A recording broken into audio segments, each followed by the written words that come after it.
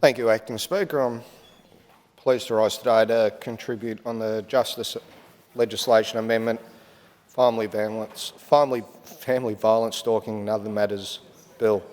From the outset, we don't oppose this bill. That's, again, these contributions, and we've heard them today, these can get quite emotional, these contributions, and rightly so. We heard from various members today that my good friend, the member for Glen Waverley, his contribution, and my good friend, very good friend,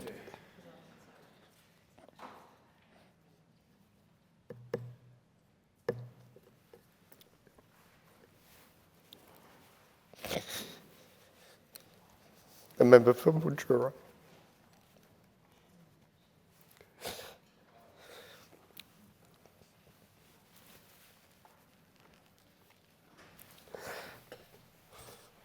Return of the favour. Look, yeah, I've got some water there. Okay. Look, the member for Mildura is a good friend of mine, and to hear what they have to go through is heartbreaking. I'm not the big tough tradie everyone thinks I am. You're a middle-aged man. Yeah, I'm middle-aged, spreading too. Look, thanks, Tim. When we talk about family violence, and look, I know the government's trying to do the right thing here, I really do, and the statistics are pretty horrific in the state of Victoria. They really are. And the government's trying to get on board with this, and we all do, as MPs, we all do. Like this, we all see it come through our office. We hear the cases. I was just telling the member for Mordialloc about a case I've had in my office where this guy, I can tell he's ready to explode, right? And he's trying to do all the right things and he's getting frustrated. And I just say to him, if you feel like yelling at someone, come in and talk to me. Yell at me. I can be your punching bag, I'm okay.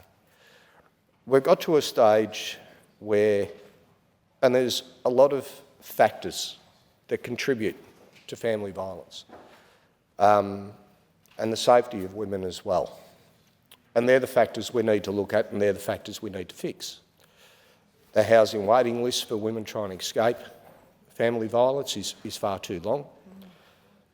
If anyone in this chamber has ever actually had to put an intervention order on someone, and the ramifications for breaking the intervention orders aren't good enough. I can tell you a personal experience from me where I had to put an intervention order on someone. That intervention order got broken 4 times. There was no ramifications for it. Now, I'm a big tough guy, I can handle myself. I wasn't that fussed about it. But for a woman, it's different. For a woman, and you heard the member for Mildura and you listen to her story, that's a real story. So this is where us, as legislators, on both sides of this chamber, really need to smarten up. And if we look at the statistics, and I'm not going to go into too many statistics, they've all been read out. I'll probably talk about the practical implications of the bill. Now, just in my electorate, we're actually above the state average. Okay, we're at 1,952 people per 100,000, which is above the state average. So we need to do more. There was 45 recommendations, we're bringing in 2. This report was done 3 years ago. And I've said this in the chamber before, why do we wait? If there's a report that's been done and the recommendations are being done, why does it take 3 years? I just do not understand it. I really don't. Again, I'll reference the member for Mordialloc because he is the Parliamentary Secretary for Men's Behavioural Change. And behaviours do have to change. They really do. And I think as men in this chamber, we shouldn't walk past that behaviour when we see it.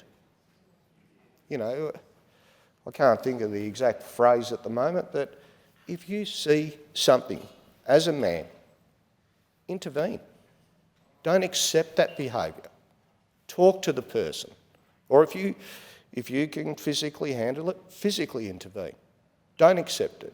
And there was the case in McDonald's that was not that long ago where two men grabbed a guy and said, we don't talk to women like that. That was a good example of how to intervene, how to educate people. And that's what we need to do. And from talking about men, and this is a bit of a failure, I think, of government, we need to invest more in men's mental health, to educate them, to respect women, to cut the violence. And men's mental health is so important because men, unfortunately us guys at times, we're not the sharpest tools in the shed. We don't handle our emotions very well. We don't communicate very well. And this can lead into this family violence space. And I'm sure everyone in this chamber will know a man like that. My father was like that. He couldn't communicate. I've got better as I got older. When I was younger, I wasn't much of a communicator.